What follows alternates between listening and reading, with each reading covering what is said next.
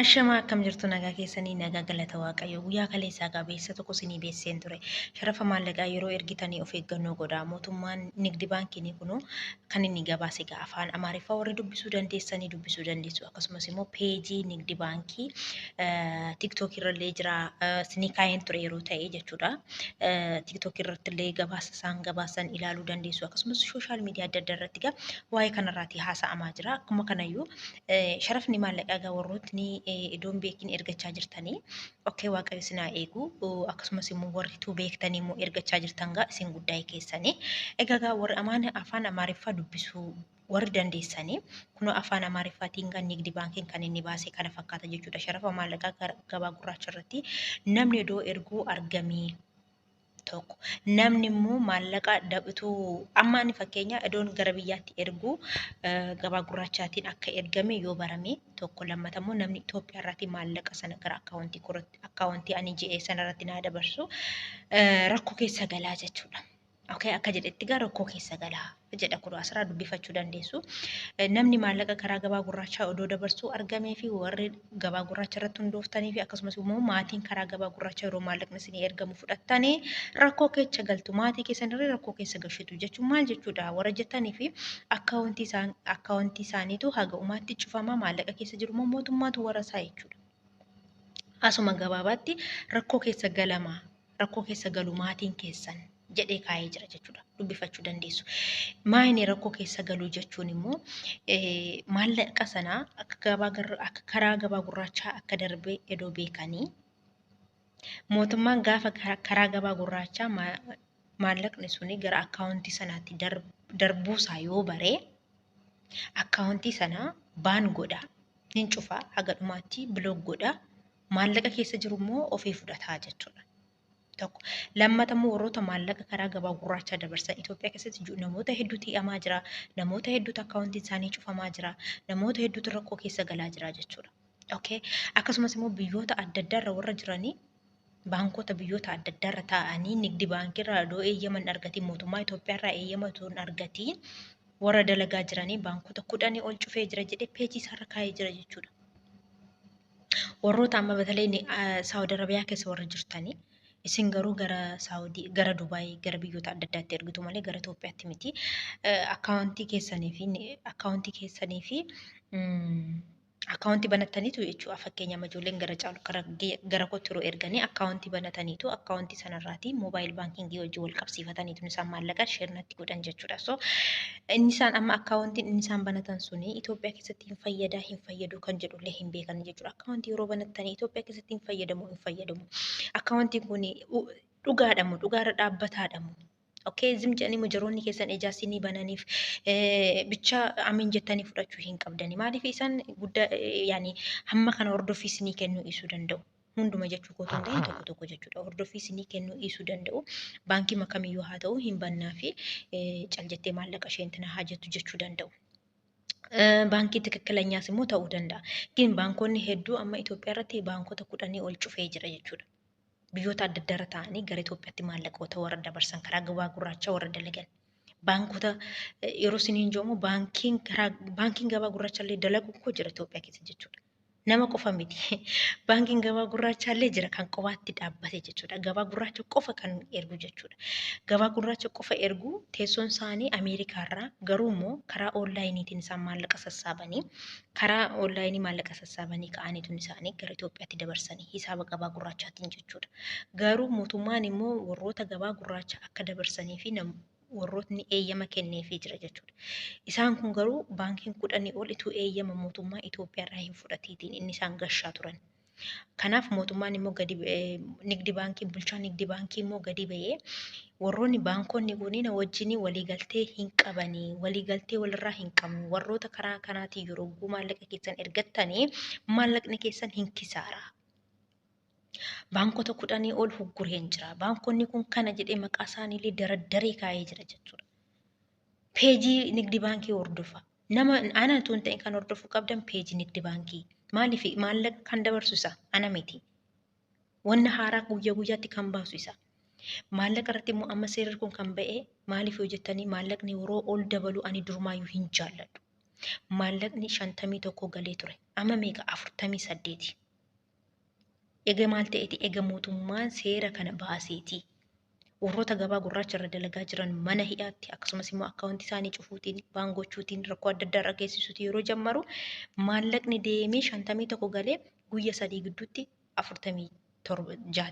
48tti gadi bu'ee jechuudha. Kanaaf yeroo maallaqni dabalu immoo saffi jettanii bakka maallaqa dabalee kanaa dafee argachuu qaba jettanii gugutti jettanii hin ergatina. Yeroo sana girri keessa xaa godhanii isin buusu jechuudha. Sababni isaas namni akkaawuntii yoo cufame ani amma akkaawuntii yoo cufame eessaa fide sii kennuu hin danda'u. Diraama 5,000, diraama 3,000, diraama 4,000 ergitu birrii xiqqoo miti. Diraama 4,000, diraama 3,000 ani eessaa fiyyuu fide sii kennuu hin danda'u. Akkaawuntiin cufamnaan cufameedha. Baateen akkasasuu fi atillee higga waxiitiin ergite. Suura koo qabattee as naannoftaa achi naannoftaa akka warra kaan gochaa jiran isaan booda wanni fiddu tokko iyyuu hin jiru jechuudha. Kana ejaa hin barbaannee fi ani inni bahee ofishaalii isinitti dubbachaa jiru. Haala kana ta'aa jira. Nama irratti maallaqa ergitanii kaatanii akkaawuntii yeroo irratti cufame isiniin jedhu isin suura baattanii ma fiigdu.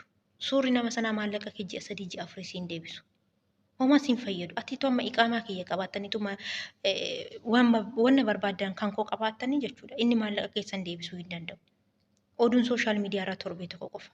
Ati garuu birrii kana argachuuf ji'a meeqa dalagde. Kanaaf maallaqa keessa yeroo ergitanii yogguu hoy jedhamutti miti. Yogguu xiqqoo tasgabbaa'u. Birrii tokko birrii lamaaf argachuuf jecha dadhabbii kee ji'a 3 dadhabbii kee ji'a 4 bishaanii galchita. Okay, dadhabbii kee ji'a 2 dadhabbii kee ji'a 3 bishaan maa gashita. Birrii hagam argatta. Dirhama 1,000 irratti koo amma birrii 40 dirhamni 1,000 meeqa amma yeroo ammaa kanatti karaa gabaa gurraacha birrii 48,000. 48,000. Gaafa 51 galuu meeqa dirhamni 1,000 50,000. Kuma meeqa argachuuf jecha ati diraama ji'a tokko abdu. Birrii meeqa irraa argachuuf. Kanaaf gabaa gurraachi gizee ol ka'u tasgabbaa. Ani engada gizee viidiyoo siniin dalagee diraamni tokko birrii 51 saantima wayiti yeroo sinii dalagee maaliin jedheen viidiyoo masarra galtanii dhaggeeffachuu dandeessu engada kan sinii lakkisee jechuudha. Duuba maallaqa kanarra waatu jira. Of eeggannoo godhaa. Gizee maallaqni dabaluu fiigdanii hin ergatiina. Akkaawuntiitu cufamaa. Maallaqa keessa warasamtu. Ijoollee hedduutu maallaqa ishee warasame. Dabalumsa kanarratti hin argadha jettee nan nyaadhaatti nyaatamtu. Of eeggannoo godhaa. Ati ji'a tokko dalagdee fiddee maallaqa kana. Birrii tokko birrii lama irra deemtu kanan argadha jettee maaliif birrii ji'a tokko dhabda? Maaliif dadhabbii kee ji'a tokko dhabda? Kana inni isiniin jechuu barbaade. Okay, ammas immoo waan ani dubbiin ani haasaan ani isinii fidu hundumtuu evidensii qaba. Evidensii jechuun misikirii qaba jechuudha. Mootummaa haala kanaatiin Nigdi Baankiin kan peejii isaarratti maxxanse jechuudha. Biyyoota kamirrayyuu teessanii maallaqa karaa gabaa gurraachaa erguutiin maatii keessanirree rakkoo keessa ofii keessanirree rakkoo keessa galtu. Jedhee akkuma kanatti kaa'ee jira. Akkuma kanatti illee isinii maxxansee hin jira jechuudha. Nigdi Baankii hordofaa peejii TikTokii qaba, peejii Feesbuukii qaba, peejii Yuutuubii qaba. Galaa hordofaa. Wanna haaraa bahuu ilaalaa. Amaariffis hin galle ijoollee afaan Oromoo dalagdu jala deemee dhaggeeffadhu. Dafqa keeti. Anitti dafqeen finnee hankee harka keerra jira jechuudha. Gaafa nyaatamtan garuu uftanii boossu. Birrii hagasi itti ergee ebeluu irratti akkasi ergee ebeluu akkasuma godhee ebeluu na nyaatee salachaaneerra jira. Wagguu odeeffannoon ba'u hordofi. Wanna haaraan maallaqa irratti ba'e maalidha? Maallaqni kee asiitii dirhamaa miti kan Itoophiyaa galu. Birrii Itoophiyaatiin. Maallaqa kee as teenye Dubaay irra teenye gizee maallaqa erginu jechuudha. Gizee maallaqa erginu qaxxitaa dirhama miti kan deemu birrii Itoophiyaatiin. Akkaawuntii Itoophiyaarraati akkaawuntii nama tokkorraati gara hankeetti darba jechuudha.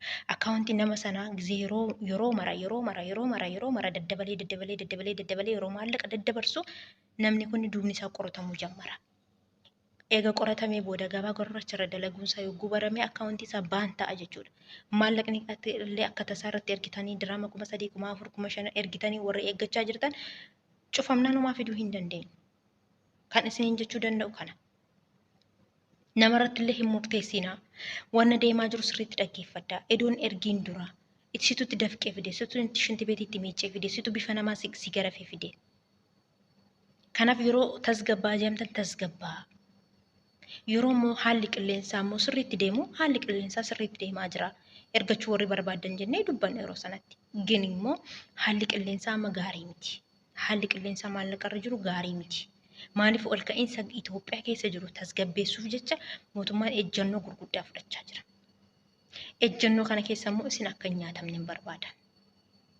Dafqitanii fiddan, shinti beetii waan hambaa miicitanii fiddan.